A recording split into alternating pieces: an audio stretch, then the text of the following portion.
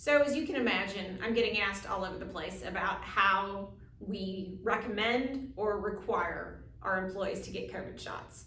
And I am not an attorney, but I am an HR person, and I've been an HR person for a long time. And so I realize that more important than what the law says and what the law allows is what our employees feel when we give them a communication about something as personal as a vaccine.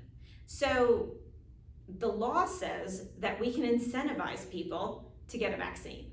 And the law says we can encourage people to get a vaccine. And there are some people saying that the law says that we can even maybe require somebody to take a vaccine, but we're not quite sure yet because that's never been done.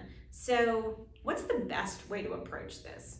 Well, the first thing to do is we have to be compassionate with our employees, knowing that the studies have suggested in the country that 1/4 or 25% of our country is not really interested in taking the vaccine right now if it were offered to them. So that was as of today, which is March 25th, that they are not interested. So of your employee base, you could have 25% of your employee base that is not interested in taking a shot right now. So we need to be empathetic about that because it's new, it's not tried and true. There are differing opinions in the scientific world about it. So we just need to know that. It's not stupid for anybody to not want a vaccine. It's not, they're being disobedient employees. It is truly a large percentage of the population that is not interested.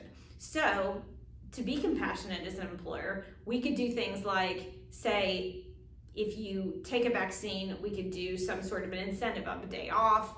We could start by saying, if you would like to take a vaccine, we'll let you have the time off to do that. If there's any adverse reactions from the vaccine, obviously we'll pay you for any time off that you might have. If you should have some of the symptoms or the reactions to the vaccine.